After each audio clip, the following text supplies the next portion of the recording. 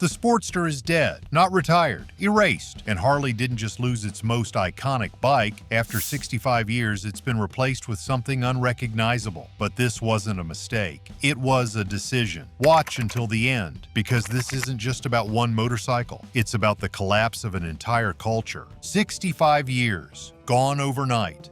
Harley didn't just kill a bike, they ended an entire generation's identity. For 65 years, the Harley-Davidson Sportster wasn't just a machine, it was a rite of passage. It was the first bike your dad let you sit on. It was the one your uncle rode until the pipes rusted off. It was the entry ticket into a world of oil, leather, and asphalt. Now, it's gone, quietly, without ceremony, without warning. The company didn't hold a funeral. They didn't lower it into the ground with dignity, they just let it rot, then replaced it with a Frankenstein machine wearing its skin. For the first time since 1957, Harley-Davidson no longer sells a true Sportster. And for riders who grew up with the name, that's not a product decision, it's a cultural betrayal. Because the Sportster wasn't just the affordable Harley, it was the people's Harley, the one a blue-collar worker could dream of, the one your neighbor bought to feel free again at 45.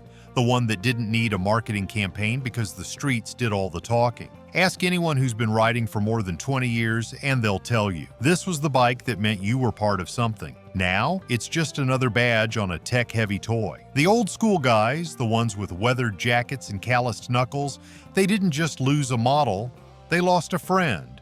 And maybe that's why the silence around its death feels so loud. Because when a symbol dies and no one mourns it, you realize how far the culture has drifted. But to understand why this hurts so much, you have to go back to where it all began, before the name Sportster meant anything at all. If this story hits home, hit like and tell us your Sportster memories in the comments. This bike meant something. The middle finger that started it all. It wasn't just built to ride, it was built to shut up the British. In 1957, Harley-Davidson wasn't trying to build an icon. They were trying to survive. British bikes, Triumphs, BSAs, Nortons, were flooding American streets, lighter, faster, and more refined than anything Harley had at the time. They were the enemy, and Harley needed a counterattack. So they built the XL Sportster, a machine with one purpose: to be meaner, louder, and faster than the imports. The Ironhead engine wasn't elegant. It wasn't polite. It didn't whisper refinement. It shouted American muscle. The Sportster didn't just roll off the line, it kicked the door in. It didn't apologize for its roughness. It reveled in it. That first ride, that first throttle twist, it told the world Harley wasn't going anywhere.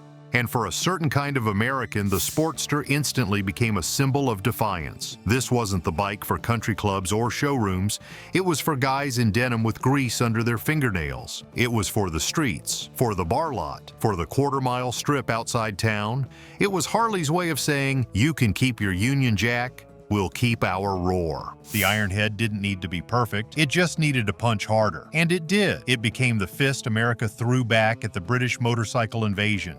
And in doing so, it accidentally birthed a legend. But it wasn't done yet. Because what happened in the next 2 decades didn't just make the Sportster popular, it made it immortal. All the must-have gear we swear by is waiting in the description. Take a look. You might spot something you've been missing: the Outlaws, the track, and the myth. It was chopped, dropped, raced, wrecked, and rebuilt, and that's what made it American. In the 60s and 70s, the Sportster wasn't just a motorcycle. It was a blank canvas. It was the bike that every outlaw, every track rat, and every rebel could make their own. If the Ironhead gave it a soul, the riders gave it blood. Chopper culture exploded, and the Sportster was the scalpel. It was light enough to modify, strong enough to survive a backyard build, and loud enough to let the whole block know you were home. In garages across America, guys with angle grinders and a six-pack turned factory bikes into rolling art. The Sportster didn't fight that. Harley practically encouraged it. And then came the track. Flat track racing wasn't just a sport, it was a proving ground. And the Sportster's XR 750 variant didn't just prove itself, it dominated. It tore up dirt ovals, outpaced factory rivals, and put Harley back on top of American performance. Even Evel Knievel, yes, that Evel, chose the XR 750 to risk his life on. That's how much trust riders had in it. What made the Sportster legendary wasn't horsepower or polish. It was the way it bled into every corner of motorcycle culture. Racing, wrenching, rebelling. No matter where you looked, the Sportster was there. It was the misfits' Harley, the racer's Harley, the one you could bend, break, rebuild, and still call your own. But legends can't stay frozen in time, and Harley, for all its talk of tradition, decided it was time to smooth out the ride, whether riders wanted it or not. Comfort killed the character. It got smoother, and something died in the process. When Harley introduced the Evolution engine in 1986, it was a technical milestone. After decades of iron oil leaks and constant wrenching, the Evo made the Sportster reliable. Riders could finally go cross-country without packing half their garage in a saddlebag. It was progress, but it came at a cost. The Evo changed the rhythm of the Sportster. It softened the rough edges. It tamed the beast just enough to make it palatable for a wider audience. Then came 2004, and with it the rubber-mounted engine. No more back-breaking vibration. No more bone-rattling resonance. Harley had finally built a Sportster that didn't feel like a mechanical bull. But something subtle happened. Riders who'd grown up with the raw, rattling personality of the Ironhead or early Evos began to feel disconnected. The bike was better, but it wasn't theirs anymore. It was smoother, yes, but also quieter, safer, more polite. The Sportster wasn't supposed to be polite. For new riders, the changes were a blessing, but for the old-school faithful, it felt like Harley was sanding off all the charm in the name of comfort. The machine that once snarled now purred. The growl became a hum, and slowly the Sportster became just another motorcycle. Competent, comfortable, and culturally hollow. That was the beginning of the end. Not dramatic, not catastrophic, just a quiet drift towards something else. And while Harley kept calling it a Sportster, the soul was already fading. But Harley wasn't done transforming it. What came next wasn't evolution, it was erasure. The law that killed a legend. It wasn't a competitor that took the Sportster out, it was Brussels. The death knell for Harley-Davidson's most iconic motorcycle didn't come from a price war or a design blunder. It came from a regulatory document written in cold, bureaucratic language, the European Union's Euro 5 emission standards. These regulations, introduced to limit the pollutants emitted by internal combustion engines, hit older power plants like Harley's Evolution engine straight in the throat. For a machine built on soul, rumble, and oily fingerprints, Euro 5 was a sterile execution. The Evolution engine, the beating heart of the Sportster for over 3 decades, simply could not keep up with the tightening grip of emissions rules. Introduced in the mid-1980s, the Evo was legendary for its reliability, simplicity, and classic Harley character. But by 2021, the European market declared it too dirty to continue living. The Euro 5 standard required drastically lower levels of nitrogen oxides, hydrocarbons, and carbon monoxide, levels that would have required a complete redesign of the Evo architecture. Harley had a choice: invest tens of millions into re-engineering an engine to satisfy overseas regulators or walk away. They walked. The Sportster was pulled from showrooms across Europe. No farewell tour, no commemorative edition, just silence. Riders in Germany, France, Italy, and beyond watched their favorite Harley disappear overnight. And with it, Harley-Davidson surrendered a crucial foothold in one of the world's most passionate motorcycling regions. This wasn't just a regulation, it was a cultural collision. The bureaucrats demanded clean and quiet. The Evo was loud and proud, and in the end, regulation won. But while Europe was squeezing emissions, America was facing a different kind of pressure entirely. And that pressure came with a price tag and a rival badge. They built better bikes, and cheaper too.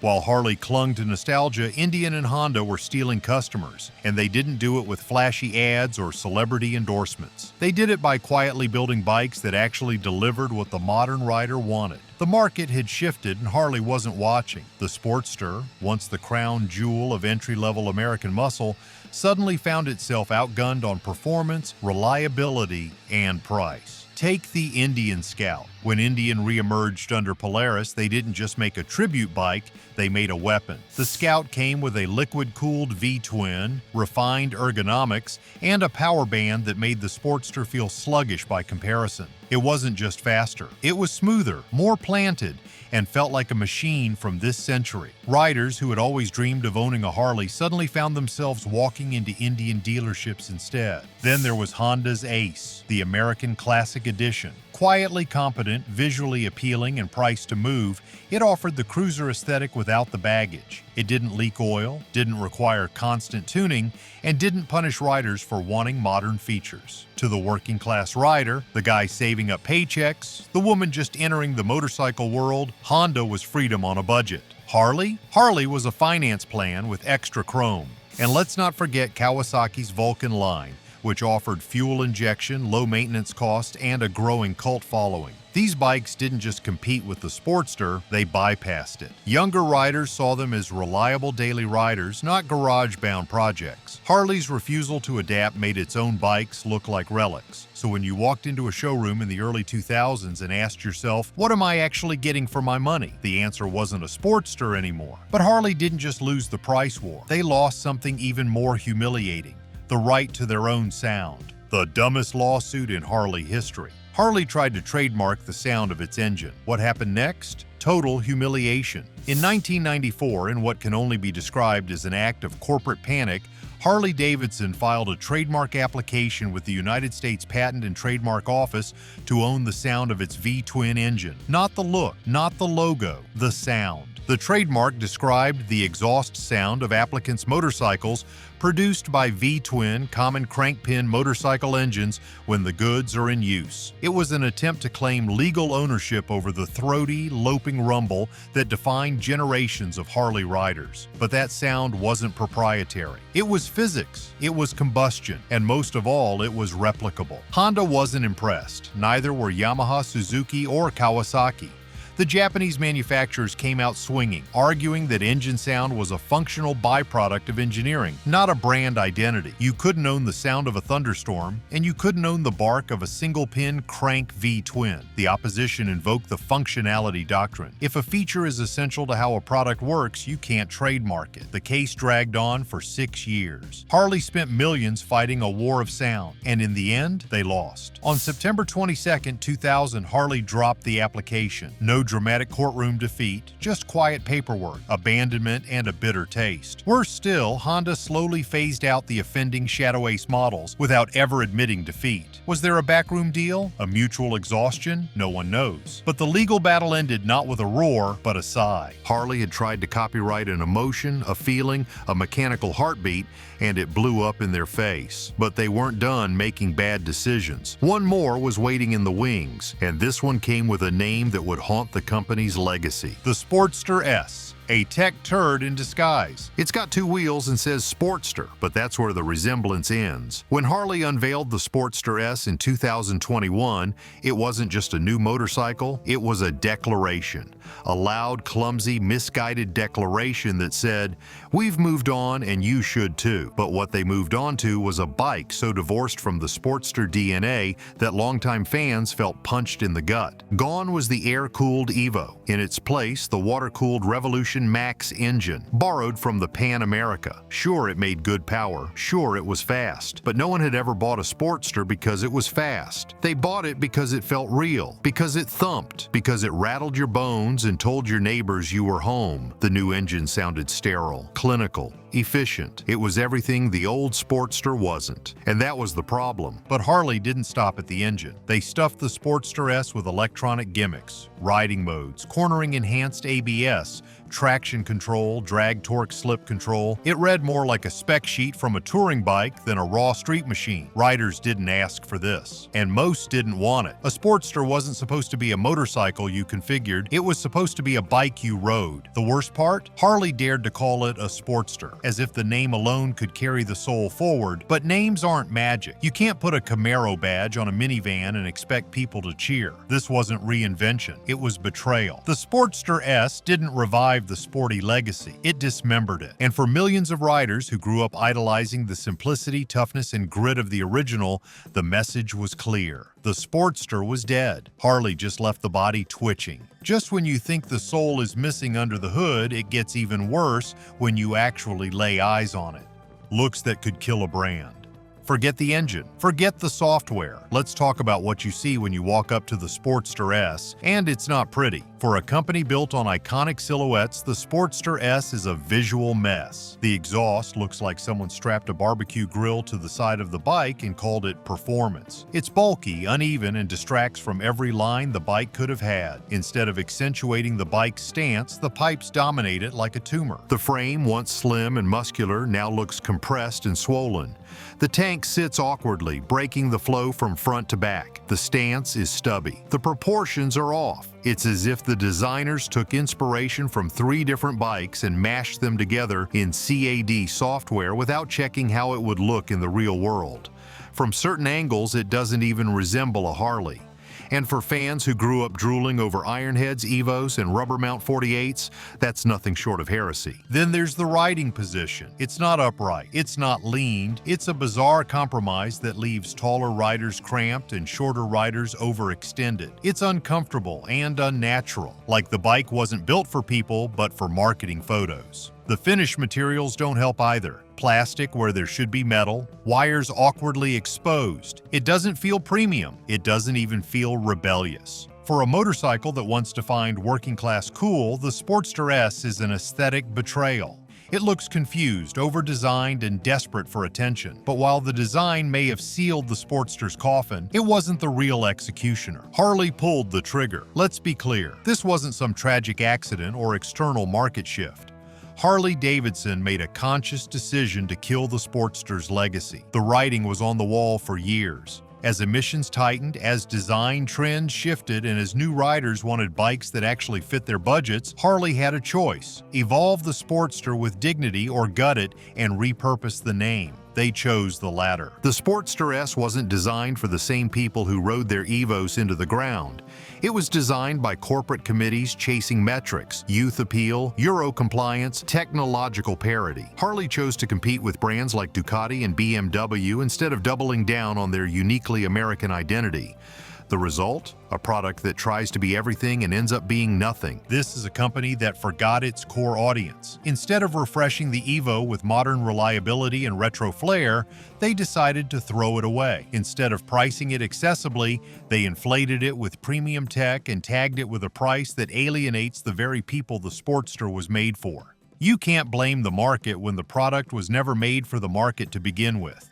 Harley didn't just kill the Sportster, they sacrificed it for a dream of relevance in a space they don't understand.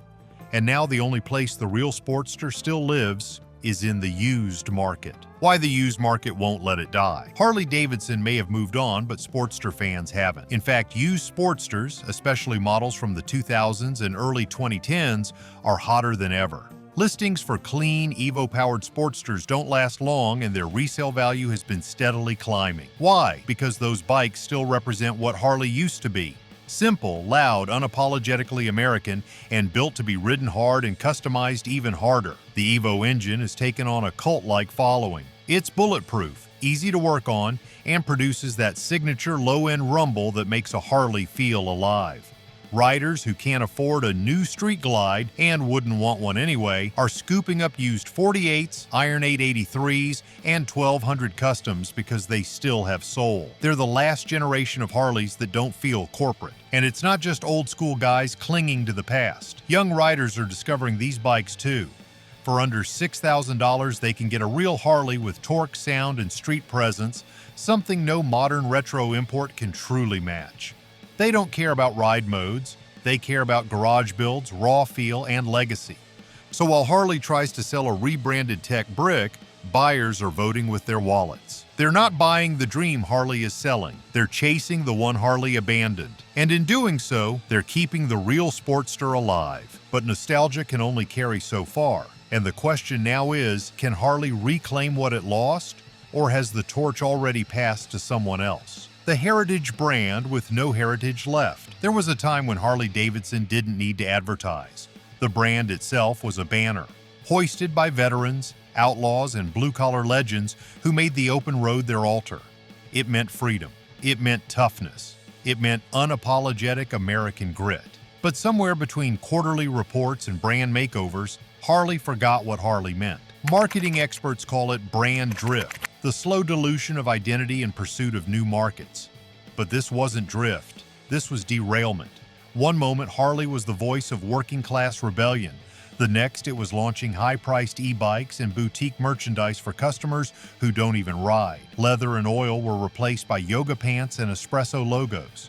Instead of sharpening their edge, Harley tried to soften it, and in doing so, lost their grip on both old riders and new prospects. Today, when you ask people what Harley stands for, you'll hear silence, or worse, confusion. Is it a luxury brand, a tech company, a retro toy for nostalgia junkies? You might see an ad with a sleek, water-cooled cruiser, but it's being sold with language that sounds more like a lifestyle app than a motorcycle. This is what happens when a company sells an image instead of a purpose. And in that vacuum, rivals stepped in. Indian kept its old-school fire while updating its gear. Honda stayed consistent, and thousands of riders found their loyalty didn't belong to a logo, it belonged to a feeling Harley abandoned. But Harley's disconnect didn't stop at its branding, because while the company was busy forgetting who it was, even Harley's most loyal base, right here at home, began turning away too. Even the faithful are giving up. The heartbreak isn't happening in headlines, it's happening in garages. In garages where old Evo Sportsters once roared, now sit silent. The riders who used to swear by Harley, who inked the bar and shield on their skin, who led charity rides, who rode in packs across the country, are quietly stepping away. Some are switching brands, some are hanging up the helmet for good, but nearly all of them say the same thing: this just isn't the Harley they fell in love with. Ask a seasoned rider why they left, and you won't get a corporate speak answer. You'll get frustration. They'll talk about plastic panels where there used to be steel, tech gimmicks replacing raw road feel, and prices so absurd they no longer feel welcome in a club they helped build. For decades, Harley was a badge of blue-collar honor. Now many feel priced out, overlooked, and replaced. Younger riders aren't taking the torch either. Millennials and Gen Z don't see the same mystique in the Harley brand.